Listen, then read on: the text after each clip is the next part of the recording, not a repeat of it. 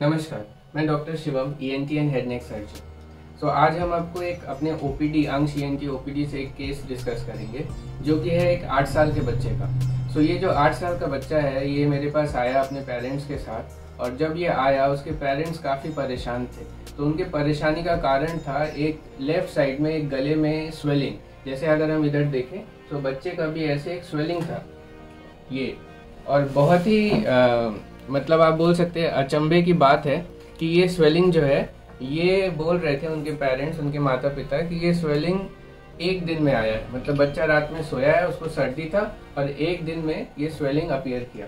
तो काफ़ी परेशान थे। हमने उसका स्कैन्स कराया, यूएसजी कराया, तो हम उसको देखे कि वो एक तरीके का सिस्ट है, बट ये नॉर्मल सिस्ट नहीं है। इन सिस्ट को बोलते हैं हम ब्रेंकियल सिस्ट या ब्रेंकियल क्लेफ्ट सिस्ट। ये जो सिस्ट होते हैं ये एक्चुअली किसी तरीके का ट्यूमर, मतलब खराब कोई कैंसर या ट्यूमर नहीं है। ये एक्चुअली बच्चे के जन्म से ये सिस्ट था।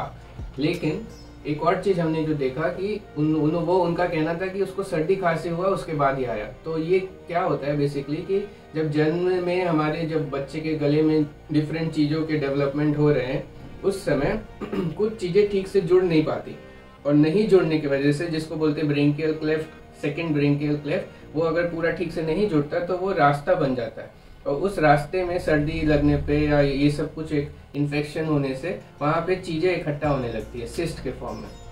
तो वो क्या होता है, वो उस रास्ते से वो चीजें जाती हैं और सिस्ट के अंदर इकट्ठा हो जाती है, जो कि गले में यहाँ पे सूजन के जैसे हमको दिखता है। वो एक सिस्ट है, बट ये सिस्ट सिर्फ जहाँ दिख रहा है वहां तक ही लिमिटेड नहीं है। ये सिस्ट एक रास्ते के थ्रू गले के अंदर तक जा रहा है। तो हम इसका ट्रीटमेंट अगर हम सोचे तो इसका ट्रीटमेंट एक्चुअली एक तरीके का ऑपरेशन है, जिसमें हम लोग सिस्ट के साथ वो ट्रैक्ट को भी निकाल देते हैं। ये उतना घबराने का चीज़ नहीं है, ये कोई कैंसर या बहुत ही खराब चीज़ नहीं है, बट इसका ट्रीटमेंट है कि हम इसको, ये आप देख रहे हैं ये कैरोटिड आर्टरी तक अंदर तक रहता है और रास्ता रहता है। इसको हम लोग जब निकालते हैं तो ये सिस्ट के साथ ट्रैक भी निकाल देते हैं, और बहुत सी नर्व और आर्टरीज रहती हैं, बहुत ही डेलिकेट सर्जरी होती है।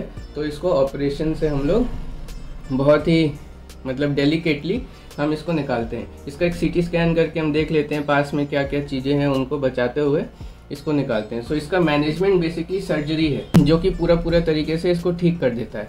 एंटीबायोटिक्स हम लोग देते हैं ताकि उसमें इन्फेक्शन ना हो, या इन्फेक्शन हो तो वो कम हो पाए, और जितना जल्दी हो इसका हम ऑपरेशन करके इसको निकाल देते हैं। क्योंकि बाद में क्या होता है, एक चांस रहता है कि उसमें पस बन जाए या वो फट जाए। अगर वो अंदर ही अंदर फट जाएगा तो अंदर ही वो लिक्विड रहेगा और उसके अंदर इन्फेक्शन होने का चांस रहता है। इसीलिए सबसे ज़रूरी है कि आप ईएनटी हेड नेक सर्जन के पास जाएं। और ये एक टीम वर्क है, क्योंकि बच्चों में ज़्यादा होता है। तो जनरली हम क्या करते हैं कि मेरे साथ मैं डॉक्टर शिवम और मेरी टीम में डॉक्टर अंकिता, हम 2 लोग ईएनटी सर्जन हैं। तो हम लोग असिस्टेंट के ऊपर 2 सर्जन का एक्सपर्टाइज प्रेफर करते हैं, और ज़्यादातर बच्चों में होता है, इसीलिए इसको बहुत ही संभाल के डेलिकेटली इसको ऑपरेट करना होता है, नर्व्स आर्टरीज को बचाते हुए। और एक चीज़ है कि अगर इसको हम पूरा रिमूव ना करें, छूट जाए तो फिर से होने का चांस रहता है। इसीलिए प्रॉपर समय देना चाहिए और अच्छे से, क्योंकि सर्जरी एक बार ही होगी, इसलिए फुल टाइम देते हुए डेलिकेटली इसका ऑपरेशन करें और इसको ठीक करें। घबराए ना, इसका ट्रीटमेंट है और इसका ट्रीटमेंट करें।